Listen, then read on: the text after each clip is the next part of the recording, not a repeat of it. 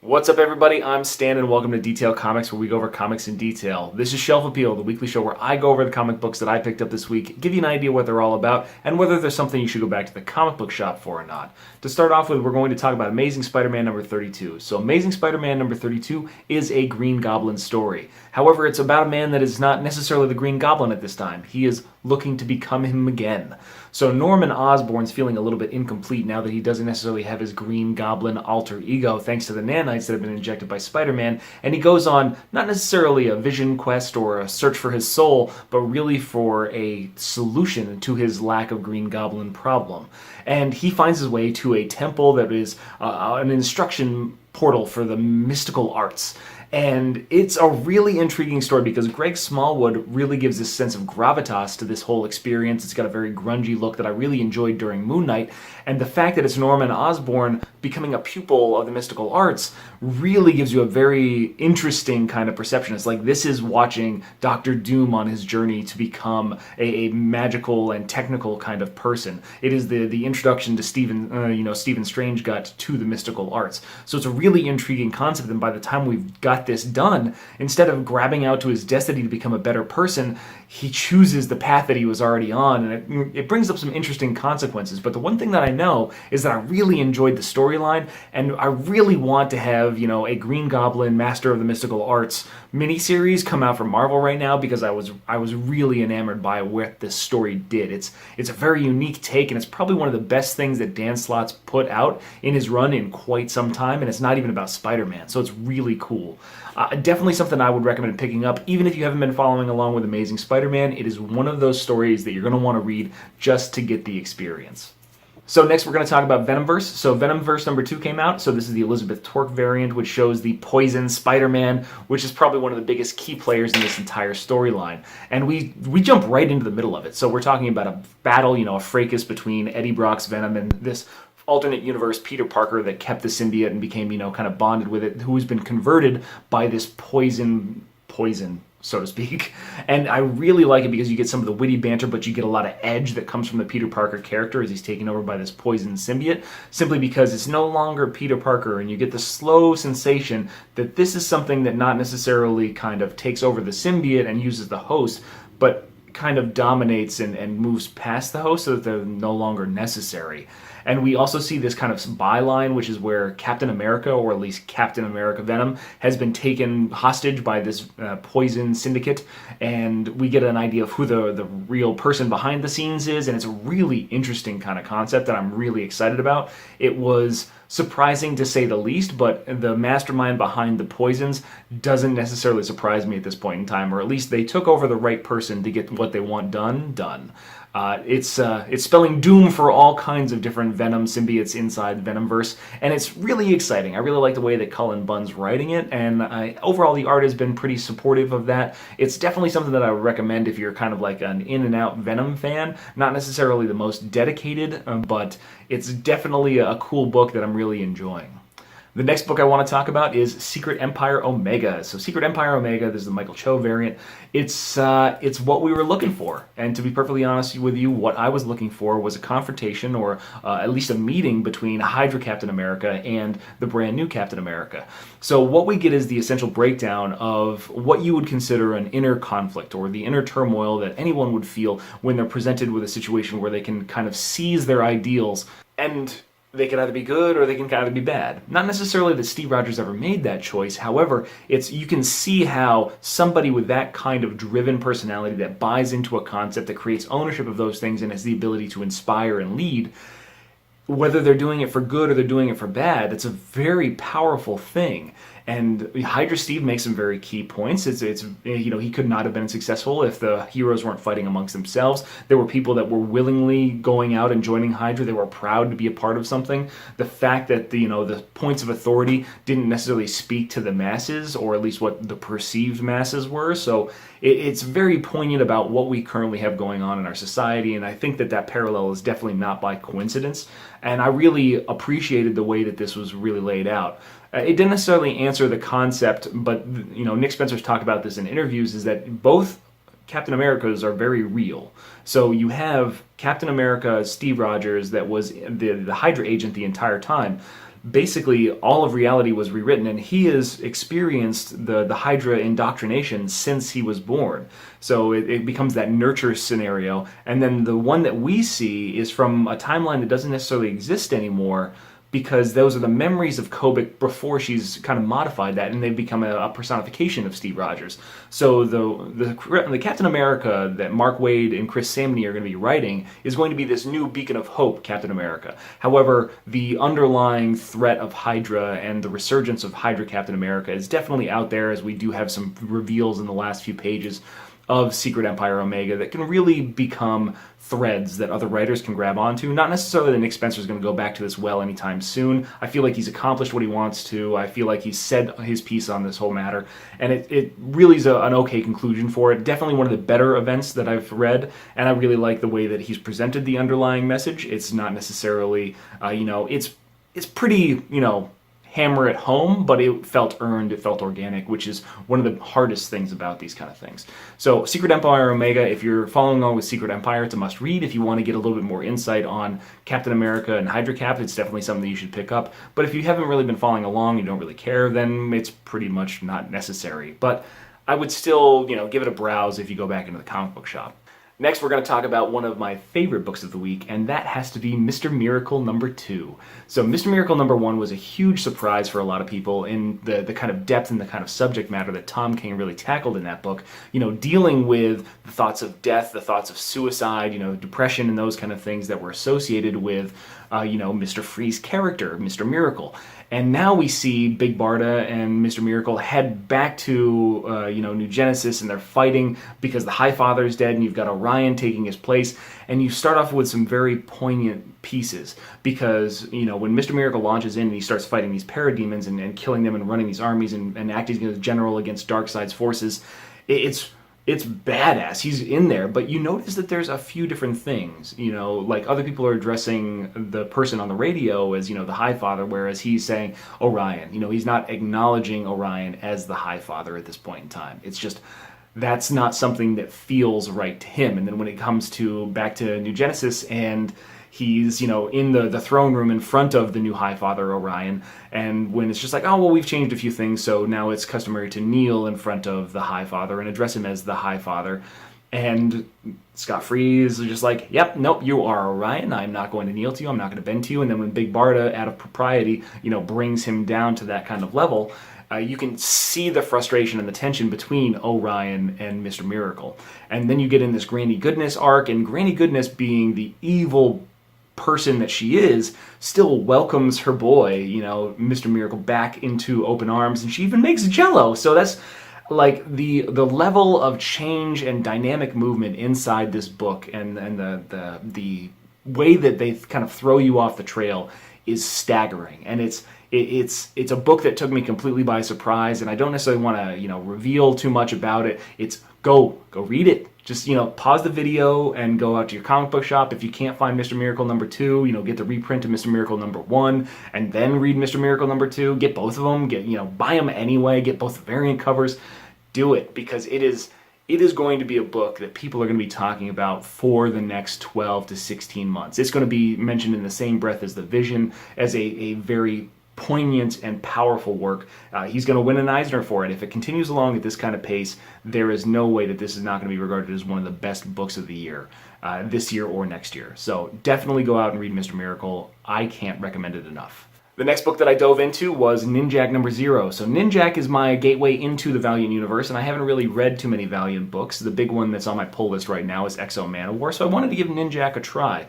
And MinJack is a character that I don't know anything about. And after this, I don't know much about him, but I do know that he was a boy that tried to take control of his life. He liked to kill ravens and cut their heads off, or crows. He, went to train to be a spy and ended up just having sex with lots of women, and met up with his love of his life that turned into his greatest villain. And it's meant to give me an insight into the character and his evolution before we have Christos Gage take over with this next series. But to be perfectly honest with you, I would rather just hop on to MinJack, #1 instead of this Zero issue, because I would rather pick up the context as Christos Gage wants to describe it. I don't necessarily need all this backstory if it's not going to be important to the new story and the new story arc. So I appreciate what Matt Kindt did and, the try to transition in between those two story arcs, but it just feels like it's a little unwieldy comparatively. Exo Manowar just jumping into #1 was everything that I needed. Divinity #0 was a great one because it dealt with the overarching areas of the Valiant universe, but this one just felt a little bit too much for somebody that's not necessarily used to this character, and we probably would just be better off going to the #1 issue that's going to be coming out soon. So can't really recommend MinJack #0, but I am still going to pick up MinJack #1 so that way I can get a little bit better idea of Christos' voice when it comes to that character. Next, what I want to talk about is Realm #1. So I recommended picking up Retcon *1, but I didn't actually grab it, and I picked up Realm #1, which turned out to be pretty great. I really enjoyed this story. It's about a post-apocalyptic kind of world where magic and dragons and all kinds of different things have taken root on Earth. So at this point in time, you've got the main character Will, who's kind of like a smuggler, bounty hunter guide throughout this dark landscape,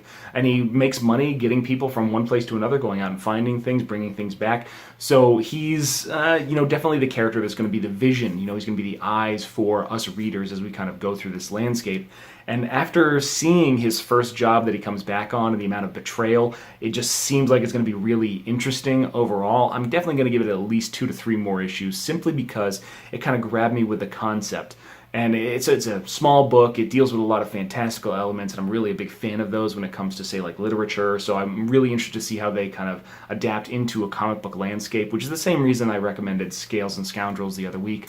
So this is definitely an interesting book. It's one that I'm going to stick with. And the fact that if I had to recommend a song to be playing during the reading of Realm #1, however you plan on reading it, I would recommend Steely Dan's Dirty Work. And you'll see why when you read the book. So it's definitely a cool book. I would say thumb through it, see if it's something that you might like art style-wise. There is one character that comes in and just makes this completely badass entrance, and I want to know more about him more than I want to know about Will. So that's a real good sign for that book. Definitely one that I'd say take a look at. Then we get into one of the heavy hitters of the week, and that would be Metal #2. So Metal #2, well, wow, I'm gonna blind somebody with this thing. So Metal #2 is a really interesting book because it carries on the concept from Metal #1, and Scott Snyder is really they're going full throttle when it comes to this particular book. The way that they're introducing the various challenges that are going to be coming to all the different members of the Justice League, as well as Batman and the Bat Family, is powerful. At the end of this issue, there are some very distinct reveals that are going to start tying into other books, just because you can't have this happen inside the DC universe without it impacting something on a very grand scale.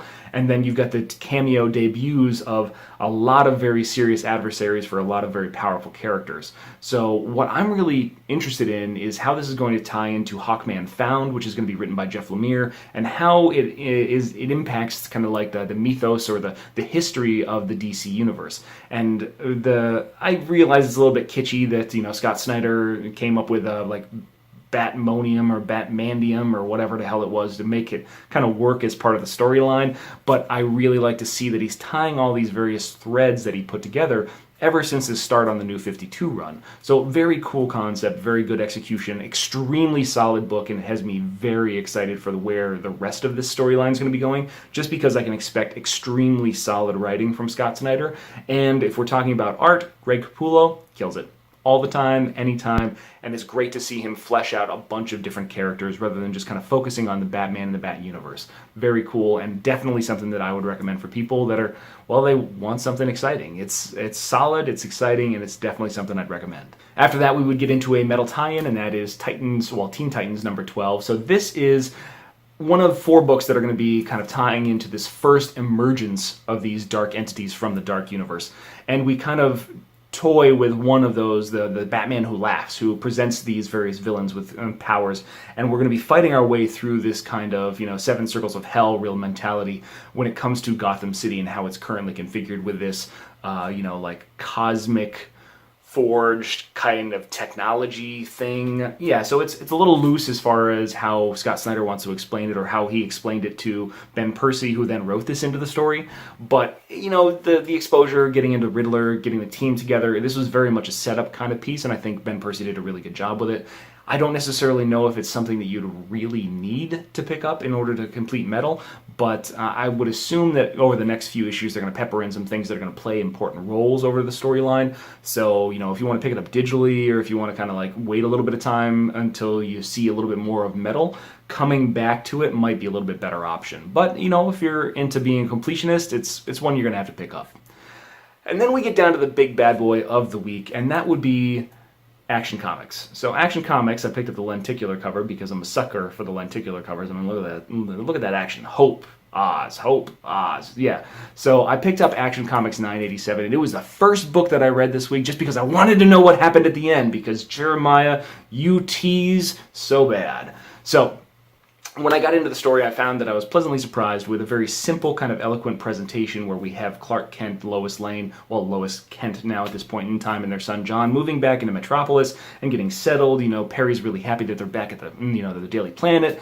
And then we get the calls that come out after some monologuing and some kind of exposition by Mr. Oz at that point in time. And we find Superman very overwhelmed with the situation, simply because Superman has the opportunity and he has the ability to kind of make all these things work. He can go out and he can save all these people, and he does his best. He starts out, he saves and delivers this vaccine to this place, and he feels successful, and then all of a sudden he gets called out to these wide variety of things that have been initiated by, orchestrated, really, not necessarily initiated by, but orchestrated by Mr. Oz, and he finds himself back at the same exact site with the medicine stolen by rebels, and then all of a sudden these same people, the people from the same country are bombing the other rebels, and he gets really tied up in the struggle between various humans and how they're out for themselves and not necessarily the altruistic goal of really supporting each other and ensuring the survival of each other. It becomes a situation where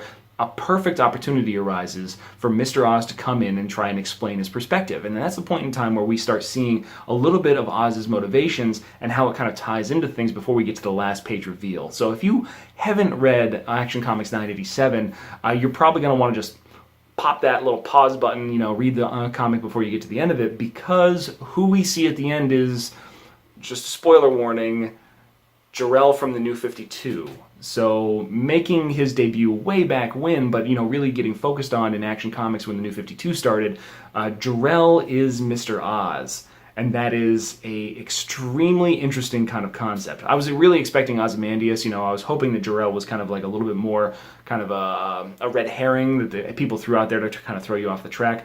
But with the exposure of Mr. Oz being Ozymandias before Doomsday Clock comes out, doesn't really make a lot of sense. And so timing-wise, Jor-El was a little bit more logical choice. I'm really interested to see how he develops as a character throughout this next 3 parts of this arc, because to be honest with you, he was a bit more of a dick as a Kryptonian. He felt a little bit more of that kind of superior sense, that superior flavor. So I'm interested to see how his father, or at least this perception of his father, contrasts and kind of like clashes with Kal-El's version of Superman, especially since he's kind of combined the the Crisis Superman and then the New 52 Superman into one due to that whole Metamorphosis Superman Reborn situation. So whose morality is going to win out? That is a really interesting concept. So those are all the books that I picked up this week, but I want to know what you guys grabbed too, and what you thought about the ones that I grabbed if you grabbed the same thing. So hit me up in the comments down below and we can start that conversation. As always, if you like what you see, hit the like button. Don't forget to subscribe to get more news, reviews, and commentary on comic books, comic book movies, comic book TV shows, and games, and anything and everything having to do with comics.